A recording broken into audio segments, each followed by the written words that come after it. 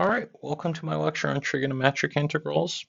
We're going to be discussing how to integrate tangent to a power of x times secant to a power of x, where the power of tangent is odd. So that is, it's 1, 3, 5, 7, etc. Okay, so our strategy in this situation is first to save one factor of secant of x times tangent of x.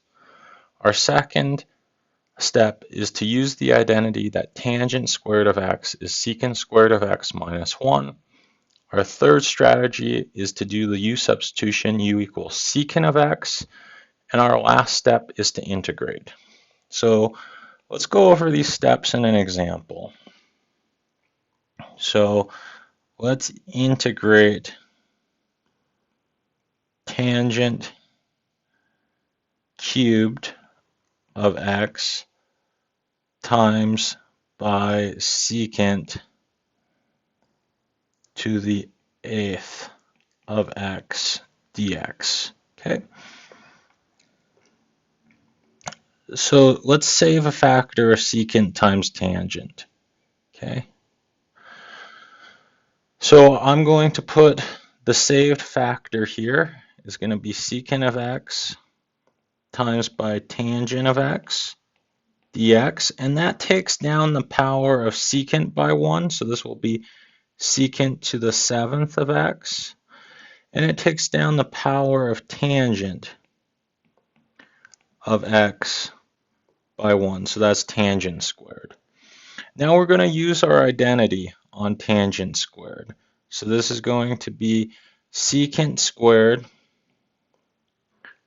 of x minus 1 times by secant to the 7th of x times by secant of x times by tangent of x. Then we're going to go ahead and we're going to do our u substitution. U is going to be equal to secant of x. And now du over dx, well, the derivative of secant from our calculus 1 is secant of x times by tangent of x. So du is exactly secant of x times by tangent of x dx. This piece right here occurs in this integral right here. So this whole piece is just du.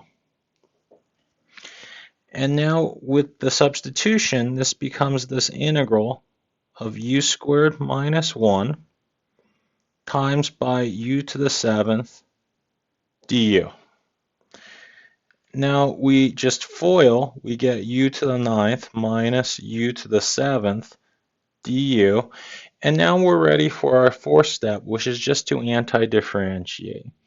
This is going to be u to the 10th over 10 minus u to the 8th over 8. And we'll add a constant of integration.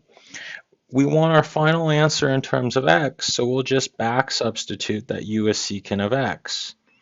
So this becomes secant to the 10th of x over 10 minus secant to the 8th of x over 8, and we add our constant of integration. And that's our antiderivative. Okay, thank you for joining.